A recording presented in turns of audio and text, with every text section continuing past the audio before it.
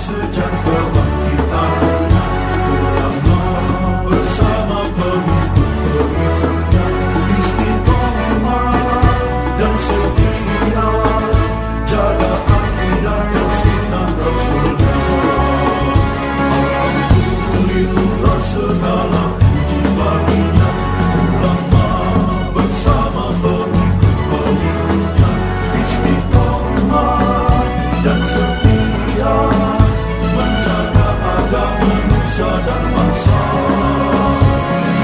Mari kuatkan niat kita, kita bulatkan tekad kita, terus lanjutkan amal kita, mengembangkan hikmah kita. Assalamualaikum warahmatullahi wabarakatuh. مؤلف هذا الكتاب الفاتحة.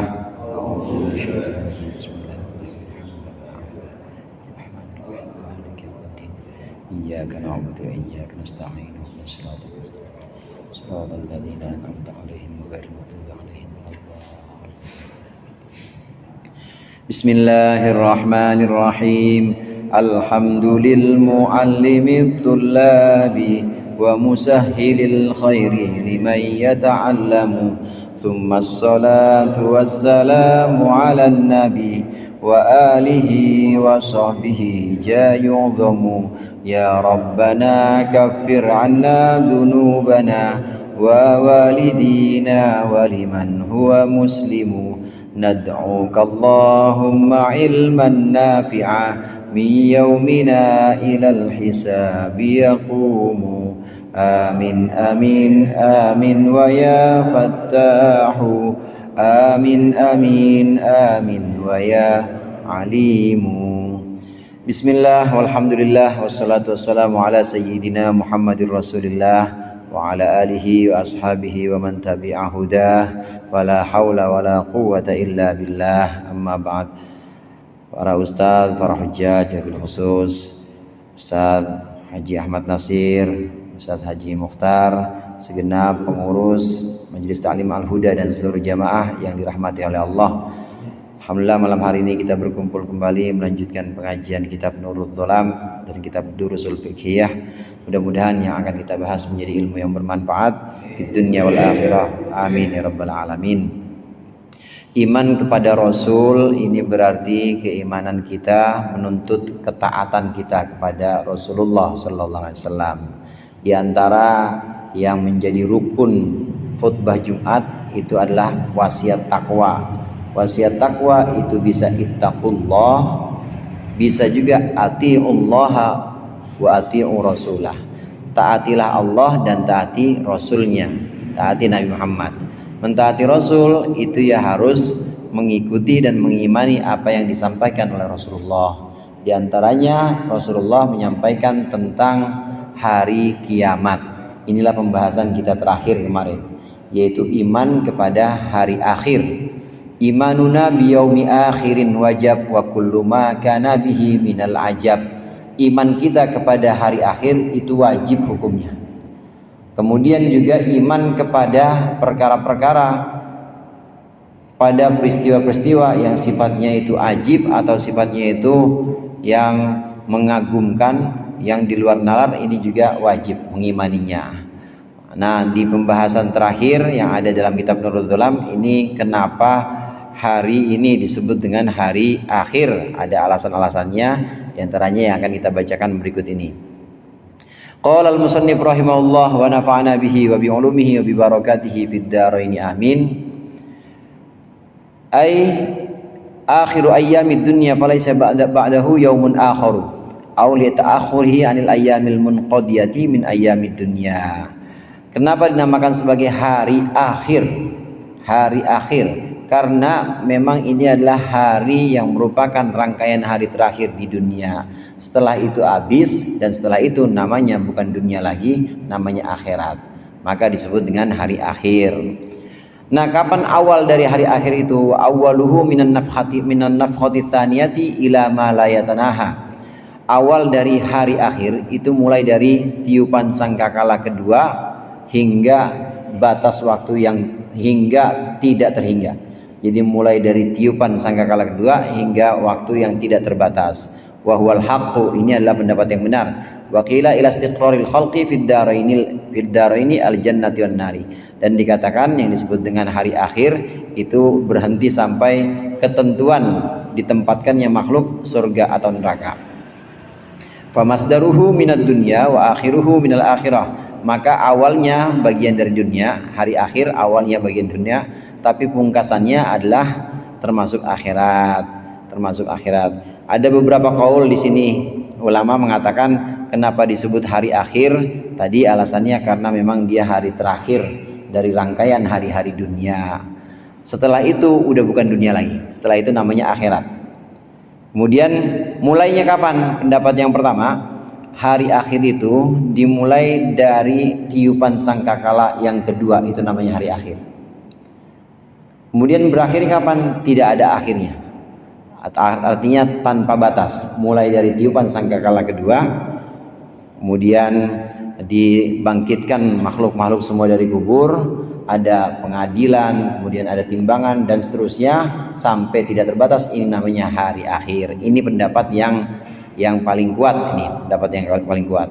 Ada juga ulama yang mengatakan hari akhir itu mulai dari tiupan sangkakala kedua sampai ketentuan makhluk-makhluk ditempatkan di surga. Jamaah al-huda semuanya di surga, amin. Jamaah yang ada di majalis saniyah semuanya di surga, amin. Itu ditentukan. Nanti ada jamaah, nanti ada kelompok-kelompok lain, golongan-golongan lain yang ditempatkan tempatnya bukan di surga, di neraka. Nah, ketentuan ini adalah ketentuan terakhir dan ini adalah ujung dari hari akhir. Mulai dari tiupan sangkakala kedua, kemudian sampai ditempatkan makhluk, selesai semua, itu namanya hari akhir. Nah, selesai itu ya udah bukan hari akhir lagi namanya, tapi namanya sudah surga dan neraka gitu aja. Ini pendapat ulama yang kedua. Tapi yang lebih kuat, hari akhir itu mulai dari tiupan sangkakala kedua sampai batas waktu yang tidak ditentukan, artinya memang abadi, sesuatu yang tidak ada batasnya. Sebagaimana kita tahu hadirin bahwa nanti ada an-nafkhatus tsaniyah, ada tiupan trompet yang kedua. Jarak antara trompet pertama dengan trompet kedua bukan 1 tahun. Kalau 1 tahun mah tahun baru namanya. 1 Januari ketemu 1 Januari. Ini batasannya, jaraknya antara trompet pertama sampai trompet kedua ini 40 tahun. 40 tahun kosong itu. Tidak ada siapa-siapa termasuk malaikat yang niup juga udah Allah cabut nyawanya. Jadi tinggal Allah saja. Wa yabqa wajhu rabbika dzul jalali wal ikram. Kullu man 'alaiha fan wa yabqa wajhu rabbika dzul jalali wal ikram. Semua orang itu semua makhluk itu akan binasa kecuali Allah, dan kekallah Allah sendiri saja. Yang lainnya hancur. Termasuk malaikat yang mikul arash itu juga nanti akan mati. Tinggal Allah sendirian 40 tahun. 40 tahun baru setelah itu ada sangkakala kedua, trompet kedua ditiupkan oleh malaikat Israfil. Yang pertama kali dibangunkan oleh Allah malaikat Israfil. Tugas negara. Tugas dari Allah. Jadi yang pertama bangunkan. Mulai dari tiupan yang kedua ini malaikat Israfil, inilah yang disebut dengan hari akhir. Ini pendapat yang kuat. Mulai dari sini hari akhir. Nah, kemudian tidak ada batas bagi hari akhir itu. Beda sama dunia. Kalau dunia kan ada batasnya. Tapi kalau hari akhir tidak ada batasnya. Surga, neraka kekal. Yang ditakdirkan atau yang ditetapkan di surga ya kekal di surga. Yang ditetapkan di neraka ya kekal di neraka. Orang-orang yang ada keimanan meskipun sedikit maka akan bisa diangkat dan akan ditempatkan nanti di surga setelah melalui proses laundry. Tahu laundry ya? Dicuci dulu noda-nodanya, kemudian sudah hilang semuanya sampai batas waktu tertentu. Asal dia ada keimanan kepada Allah maka bisa diangkat dan bisa dimasukkan ke surga. Ada penamaan lain, penamaan selain hari akhir yang kita kenal ada hari kiamat. Wa huwa yaumul qiyamah. Hari akhir disebut juga dengan hari kiamat. Wa summiya bihi liqiyamil mauta fihi min quburihim. Kenapa dinamakan kiamat? Karena bangunnya atau bangkitnya orang-orang yang meninggal dari kubur mereka. Wal qabru minad dunya, dan kuburan itu bagian dari dunia. Waqila, dan dikatakan fasilun bainad dunya wal akhirah. Kubur itu adalah pemisah antara dunia dan akhirat.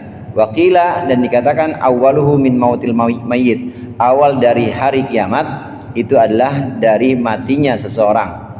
Fal qabru minal akhirah, maka kuburan atau alam kubur itu termasuk bagian dari akhirat. Walidha yaquluna, oleh karena itu mereka berkata, man mata qamat qiyamatuhu ayis sugro. Siapa orang yang meninggal maka sudah berdiri atau sudah terjadi kiamatnya. Maksudnya ayis sugro, kiamat sugro. Wa summiya qiyamatun ala hadzal qaul. Kenapa dinamakan kiamat? Karena pendapat ini. Li qiyamil mayyit, karena bangunnya mayit fihi di dalam kubur minal ittija'i dari tidur miring ilal qu'udi kepada duduk, li su'alil malaka ini untuk menjawab pertanyaan dua malaikat. Tsumma dhamma al-qabru alaihi, kemudian menjepit kuburan, menjepitnya. Fa asbaha yaumul qiyamah al-kubra. Fa asbaha, maka maka diserupakan ini kuburan sebagai hari kiamat kubro. Titik sampai di sini. Hari akhir yang wajib kita imani kadang-kadang sebutannya juga dengan hari kiamat. Qoma yaqumu qiyaman, itu artinya berdiri atau bangkit. Kenapa disebut dengan hari kiamat? Karena ini adalah hari bangunnya atau bangkitnya orang-orang dari kuburan. Saat ditiup sangkakala kedua, maka bangkit dari kuburan, maka disebut dengan yaumul qiyamah. Bangun itu.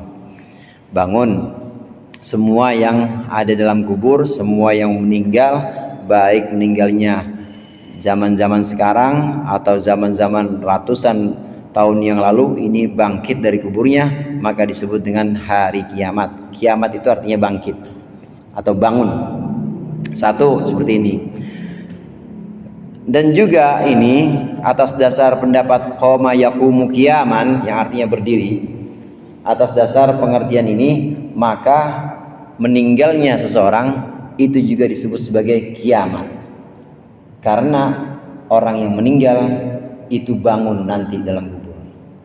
Tadinya tidur miring madhep kiblat, gini, mukanya sini.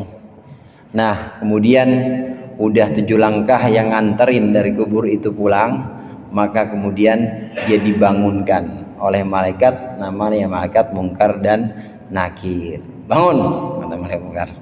Man rabbuka, ditanya. Ya kalau tiduran aja kagak sopan. Malaikat datang tiduran, maka dia bangun di situ.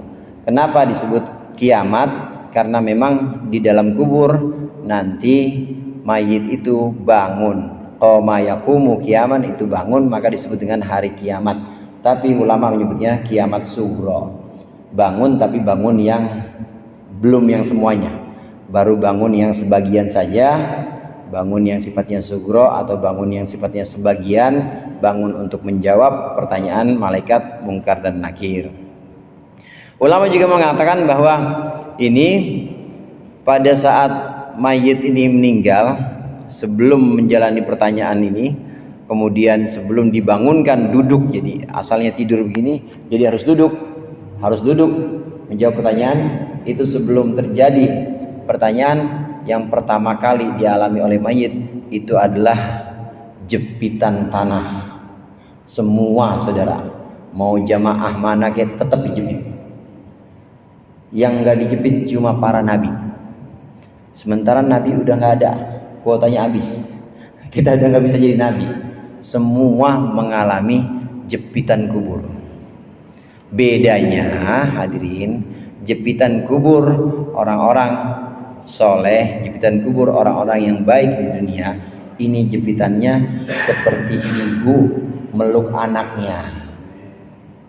Enak nggak dipeluk sama ibu? Ada ibu meluk sama anaknya kangen. Saking kangennya anak ini kagak pulang-pulang, dipeluk, dicekek sampai mati, ada nggak yang begitu? Nggak ada. Ibu kan pasti dipeluk dengan pelukan kelembutan, dipeluk dengan pelukan kerinduan. Begitu juga orang-orang soleh, orang-orang yang yakin tentang siksa kubur, orang-orang yang ngaji, insya Allah nanti dijepit, tapi jepitannya seperti pelukan ibu kepada anak-anaknya. Syekh Ihsan Jampes itu mengutip satu riwayat bahwasannya tanah yang kita injak, tanah yang kita tiap hari ini jalan di atasnya, ini kan tanah yang sama. Mau tanahnya tanah Bungur, mau tanahnya tanah yang ada di sana Palestina, tetap itu tanah yang satu juga, namanya bumi sebutannya. Orang Arab sebut al-ard atau ard, kadang disebut tanah, kadang disebut bumi. Artinya dia juga itu, artinya itu adalah satu kesatuan. Ya tanahnya itu juga, itu satu bumi itu tanahnya. Orang ini menurut riwayat yang dikutip oleh Syekh Ihsan Jampes, syarah kitab Irsyadul Ibad, orang yang sejak di dunia itu akrab mencium tanah, itu nanti ketika pertama kali sampai di kuburan, yang pertama kali sebelum pertanyaan mungkar nakir itu adalah jepitan kubur. Nah, adapun orang yang sudah sejak awal, sudah sejak di dunia itu akrab dengan tanah, caranya setiap hari dia cium tanah, setiap hari dia akrabin tanah hingga tanah itu kenal, maka tanah itu nanti akan menjepit dengan pelukannya, bukan dengan jepitan yang menyiksa. Artinya udah lama saya pengen ketemu engkau, sudah lama saya tahu engkau yang dulu tiap hari ciumin saya, engkau yang dulu tiap hari ini nggak pernah lepas untuk memegang saya. Jadi tiap hari kita ciumin itu tanah, insya Allah nanti dipeluk.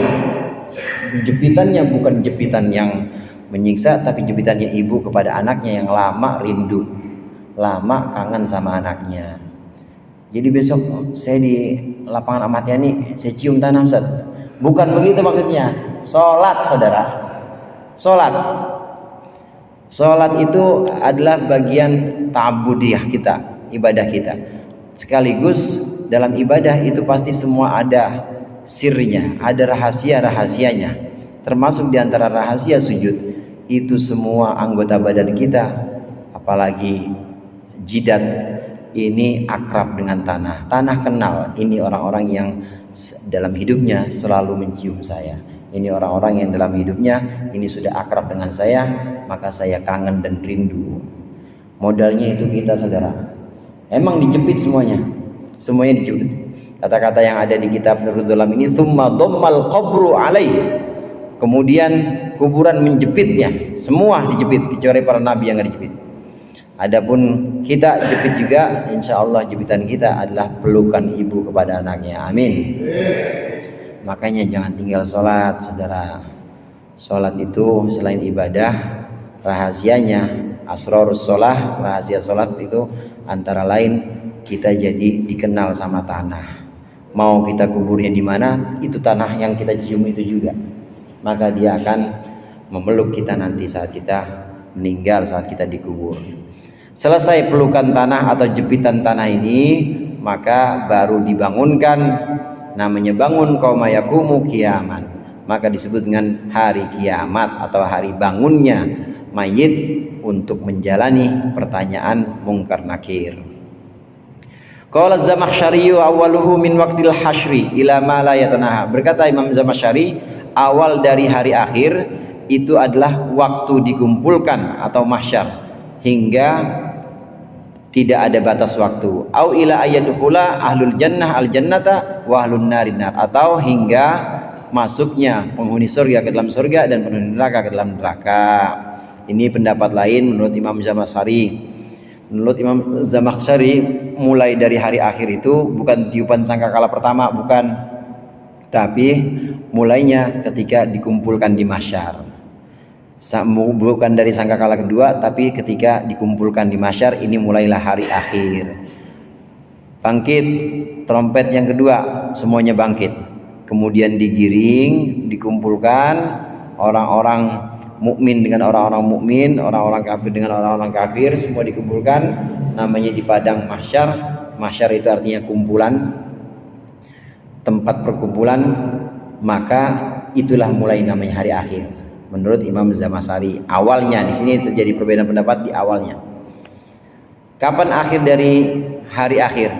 Tidak ada akhirnya, karena hari akhir itu sifatnya selamanya, abadi. Wa miqdaruhu bin nisbati ilal kuffari 50 alfi sanah, 50 alfa sanatin li syiddati ahwalihi. Ukuran atau batas waktu hari akhir tadi kan ada mulai dari sangkakala kedua sampai ditentukan yang sorga di sorga, yang neraka di neraka. Berapa lama itu? Apa 2024 tahun? Apa 3000 tahun? Berapa lama itu? Ukurannya, waktunya mulai dari sangkakala kedua sampai nanti ketentuan sorga dan neraka. Untuk orang-orang kafir ini lamanya adalah khamsuna alfa sanatin, 50.000 tahun. 50.000 saudara. Sekarang aja berapa? Baru berapa sekarang? Baru 2000. Ini lama banget ya. Lama banget rasanya. Ini 50.000 tahun untuk orang-orang kafir. Masya Allah. Kenapa? Karena li syiddati ahwalihi, karena beratnya pancabaya atau beratnya kesulitan-kesulitan yang ada pada hari itu. Sulit benar-benar. Yauma yafirrul mar'u min akhi wa ummihi wa abi wa sahibatihi wa bani.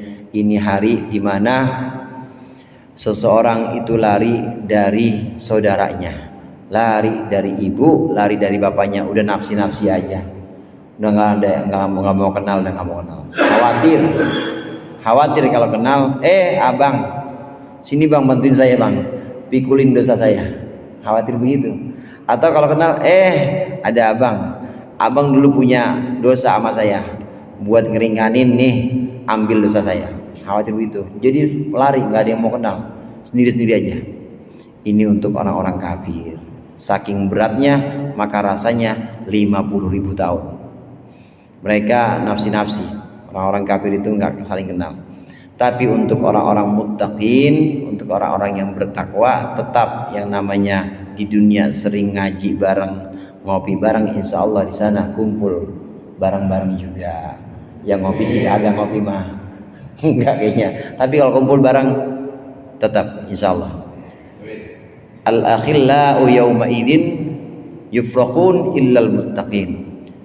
Persaudaraan, persahabatan pada hari itu semua dipisahkan illal muttaqin, kecuali orang-orang yang bertakwa. Tetap kumpul bareng. Karena orang bertakwa sudah selesai. Artinya sudah selesai dari dirinya, artinya dia sudah punya bekal, dia sudah tahu catatannya. Temennya juga sahabatnya yang sama-sama takwa juga udah tahu catatan amalnya dan udah tahu tempatnya bakal kemana. Maka kumpul bareng dan saling kenal biasa. Mudah-mudahan kita termasuk yang ini. Amin. Untuk orang kafir 50.000 tahun saudara. Tapi bagaimana untuk orang-orang mukmin? Wa huwa akhaffu min salatin maktubatin fid dunya bin nisbati ilal mu'minis shalih. Tetapi hari akhir itu lebih ringan daripada salat wajib 2 rakaat. Belum 2 rakaatnya. Daripada salat wajib gitu aja. Dan hari akhir itu lebih ringan daripada salat maktubah atau salat 5 waktu di dunia. Ini untuk orang mukmin yang soleh. Salat 5 waktu di dunia paling banyak salat apa sih? 4 rakaat ya. Paling banyak tuh Isya, Zuhur, Asar. Ada yang salat asar apa Isya sampai setengah jam. Yang mana coba? Salat Isya sampai setengah jam ada nggak? 4 rakaat nggak ada. Paling berapa menit? Berapa menit? 10 menit cakep banget bang. Ada juga yang 10 menit sih emang. Ada 10 menit cakep. Untuk orang-orang mukmin soleh itu mulai dari tiupan sangkakala pertama sampai ditentukan dia, sangkakala kedua sampai ditentukan dia masuk surga, itu cuma 10 menit. Kayak sholat aja. salat maktubah di dunia untuk orang mukmin yang soleh. Wa yatawassatu min usatil mu'minin, dan sedang, nggak terlalu lama banget tapi nggak cepet-cepet banget 10 menit nggak. Untuk siapa? Untuk usatil mu'minin, untuk orang mukmin yang maksiat atau orang mukmin yang punya dosa.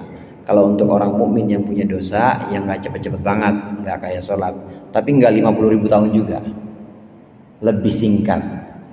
Karena orang-orang mukmin yang ya maksiat itu tetap cahaya imannya tetap ada, dan tetap nanti ada harapan syafaat. Jamaah rahimakumullah, memang selama masih ada iman, insya Allah itu nanti kesulitan-kesulitan di hari kiamat itu juga akan teratasi. Tidak 50 tahun, tidak sesulit orang-orang kafir, itu pasti, selama masih ada iman. Karena iman itu seperti sibghatallah, sebutannya dalam surat Al-Baqarah itu, seperti cetakan atau warna wantek yang dicetak di kapas. Saudara tahu kapas? Kapas, bang, celupin dah kapas, celupin ke kopi, habis dicelupin ke kopi, gunting dah, masih ada putihnya nggak kira? Hah? Ada apa enggak bang? Kapas, celupin ke kopi, terus gunting, masih ada putihnya nggak? Udah nggak ada putihnya, udah nggak ada. Begitu juga iman, sibghatallah, iman yang memang sudah Allah takdirkan untuk kita, ini insya Allah tetap ada, cahayanya tetap ada. Seperti tadi, itu namanya udah cetakan Allah. Tetap nanti ketika di hari akhir, begitu juga ketika kita meninggal, itu tetap ada yang namanya cahaya keimanan, tidak akan hilang. Sebagaimana kopi tadi, sebagaimana warna tadi yang ada pada kapas, itu nggak akan bisa hilang. Bahkan satu riwayat Rasulullah mengatakan, lauku syifa nurul iman min usadil mu'minin, apabila cahaya iman itu dibuka dari orang mukmin yang maksiat, maka cahaya iman itu bisa memenuhi bainal masyriq wal maghrib. Ini orang mukmin yang maksiat itu bisa nerangin antara timur dan barat untuk orang mukmin yang maksiat. Tetapi walakin liyatahaqqaqa, kata Rasulullah, wa'duhu wa wa'iduhu, tetapi Allah punya janji dan punya ancaman, Allah punya pahala dan punya dosa, maka sengaja Allah tutup. Kalau ditampakkan cahaya orang mukmin yang maksiat, cahaya imannya itu terangnya bukan main, tapi tetap tidak Allah tampakkan. Kenapa? Untuk menegakkan ada ancaman, ada janji, ada pahala, ada dosa. Sebab kalau ditampakkan, niscaya nggak akan berjalan syariat. Cukup iman aja orang nggak bersolat nanti. Cukup iman aja orang berantem sama tangganya, gitu jadinya.